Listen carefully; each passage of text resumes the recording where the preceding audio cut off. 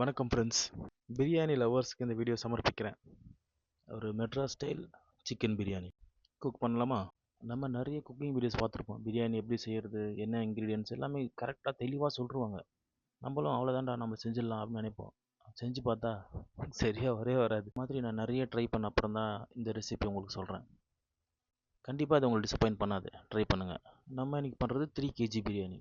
அதுக்கு sunflower oil ஒரு 600 ml நம்ம இப்போ போடலாம். நெக்ஸ்ட் பட்டை, லவங்கம், ஏலக்காய். ஸ்டார் அனீஸ் வந்து ஒரு ஆப்ஷன் தான், அதை நீங்கள் போட்டால் போடலாம். அப்புறம் ஆனியன் வந்து பார்த்திங்கன்னா ஒரு 900 கிராம், 1 கிலோக்கு 300 அப்படின்ற மாதிரி. அப்புறம் இந்த வெங்காயத்தை குறைஞ்சபட்சம் ஒரு 20 நிமிஷம் நீங்கள் வந்து வதக்குற மாதிரி இருக்கும். ஏன்னா இதுதான் உங்களுக்கு ஒரு நல்ல பேஸ் கொடுக்கும் பிரியாணிக்கு. அதனால் நல்லா டைம் எடுத்து பொறுமையாக வதக்குங்க. ஆனியன் நல்லா வதங்கினதுக்கப்புறம் நம்ம நெக்ஸ்ட்டு மசாலா பேட் எடுக்கிறோம். இதில் வந்து கொத்தமல்லி, புதினா, கார்லிக், அப்புறம் கொஞ்சம் டர்மரிக். அளவு சொல்லலை. அளவு வந்து பார்த்திங்கன்னா பூண்டு வந்து 50 கிராம் 1 கிலோவுக்கு, அப்புறம் 150 கிராம் போடுறேன். அப்புறம் ஒரு அரைக்கட்டு புதினா, அரைக்கட்டு கொத்தமல்லி இப்போதைக்கு. இதை போட்டு நல்லா வதக்குங்க, பொறுமையாக வதக்குங்க. இது என்னோடய ஃபஸ்ட்டு வாய்ஸ் ஓவர். மைக் இல்லை. என்னோடய ஃப்ரெண்ட்ஸ் வந்து ரொம்ப சப்போர்ட் பண்ணி என்கரேஜ் பண்ணதுனால தான் நான் இதை பண்ணுறேன் ஃபஸ்ட் டைமாக. நான் நிறைய குக் பண்ணியிருக்கேன், பட் வாய்ஸ் ஓவர்லாம் கொடுத்ததில்ல.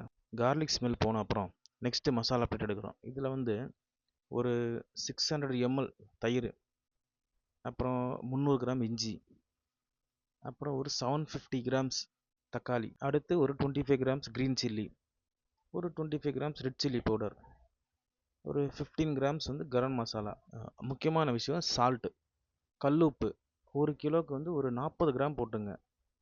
நான் வந்து இப்போ 120 கிராம் போட்டிருக்கேன். நெக்ஸ்ட்டு ஒரு 15 to 20 மினிட்ஸ் நம்ம இந்த மசாலா வதக்க போகிறோம்.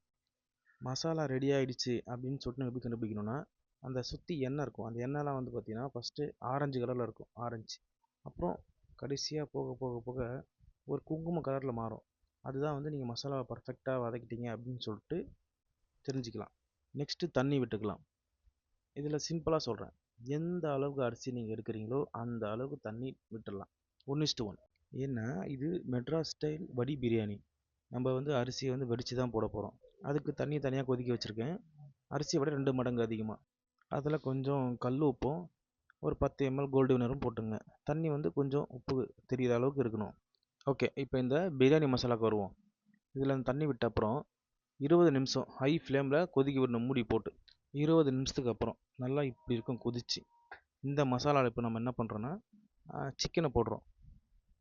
நான் மேக்ஸிமம் எப்பவுமே சிக்கன் எப்படி வாங்குவேன்னா போன் பீஸ் மட்டும் தான் வாங்குவேன். மேக்ஸிமம் நிறைய லெக் பீஸ் இருக்கும் அதில். போன் பீஸ் வாங்கும்போது வந்து உங்களுக்கு நல்லா ஜூஸியாக இருக்கும். மதியம் குக் பண்ணிட்டு நீங்கள் நைட்டு சாப்பிட்டா கூட சிக்கன் வந்து நல்லா மாய்ஸ்ட்டாக இருக்கும், அந்த ட்ரையாக ஆகாது. அதனால் நான் எப்பவுமே போன் பீஸ் மட்டும் தான் போடுவேன் பிரியாணியில். அப்புறம் சிக்கன் போட்டப்புறம் 20 நிமிஷம் திருப்பி நீங்கள் வந்து நல்லா ஹை ஃப்ளேமில் கொதிக்க விடணும். இதில் என்ன ஆகும் தெரியுமா, சிக்கன் நல்லா சாஃப்டாக வெந்துடும். சேம் டைம் வந்து சிக்கன் உடையாது, ஹை ஃப்ளேமில் நம்ம குக் பண்ணுறதுனால. 20 மினிட்ஸுக்கு அப்புறம் சிக்கன் நல்லா வெந்துட்டுருக்கும். இப்போ நம்ம என்ன பண்ணுறோன்னா இந்த பாத்திரத்துக்கு கீழே ஒரு தவா வச்சிடுறோம். தம் போடுற டைம் வந்துடுச்சு. சேம் டைம் இதில் வந்து நம்ம இப்போ உப்பு, காரம், புளிப்பு எல்லாம் செக் பண்ணிடணும். ஃபஸ்ட்டு உப்பு பார்த்துடுங்க. உப்பு வந்து பார்த்திங்கன்னா கொஞ்சம் அதிகமாக இருக்க மாதிரி இருக்கணும். அப்படி இல்லைனா கொஞ்சம் சேர்த்துங்க, ஒன்றும் தப்பு இல்லை. உப்பு கரெக்டான அப்புறம் 2 லெமன் போட்டுங்க. நான் லெமன் போட்டேன், ஆனால் ரெக்கார்ட் பண்ண மறந்துட்டேன். இப்போ நம்ம அரிசி சேர்த்துக்கலாம். Unity basmati rice. நான் எப்போவுமே யூனிட்டி தான் வாங்குவேன், கரெக்டாக நல்லாயிருக்கும். முக்கியமான விஷயம், அரிசி வேக வைக்கிற டைமு. நல்லா பாயிலிங் வாட்டரில் தண்ணி நல்லா கொதிச்சுட்டு இருக்கும்போது அதில் வந்து நம்ம அரிசியை போட்டோம்னா கரெக்டாக 7 மினிட்ஸ் பர்ஃபெக்டாக வெந்துடும். அதை நம்ம செக் பண்ணுறதுக்கு இன்னும் சில விஷயம் இருக்குது. அதாவது வந்து அந்த அரிசி எஜ்ஜில் வந்து ஒரு கொடுக்கு மாதிரி ஒன்று வரும், இல்லை அரிசிக்குள்ளே வந்து ஒரு 3-4 விதமாக ஸ்ப்ளிட் ஆகும். இதெல்லாம் நான் சொன்ன ஃப்ரெண்ட்ஸு சிரிப்பாங்க.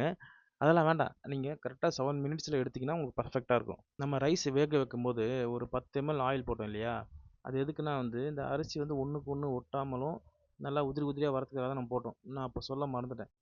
ரைஸ் போட்ட பிறகு அப்படியே இப்போ நம்ம அப்படியே ஷேப் பண்ணுறோம், இந்த சிக்கன் பீஸ் எதுவும் வெளியில் வராத மாதிரி அதை ஸ்மூத்தாக பண்ணிடுறோம்.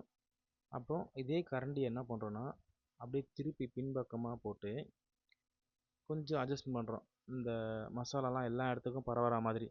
இல்லைன்னா சம்டைம்ஸ் சில இடத்துலலாம் வந்து வெள்ளை வெள்ளையாக இருக்கும் மசாலா, சில இது இல்லாமல் இருக்கும்.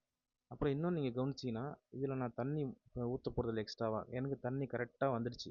நான் தண்ணி போட்ட அளவு தான், எக்ஸ்ட்ரா தண்ணி நான் போடவே இல்லை இதில்.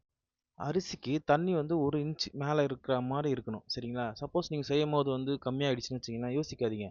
அந்த வேக வச்ச அரிசி இருக்கு இல்லையா? அந்த தண்ணிய எடுத்துட்டு வந்து கொஞ்சம் மேலே போட்டுங்க. கலர் எதுவும் சேர்க்க போறதில்ல.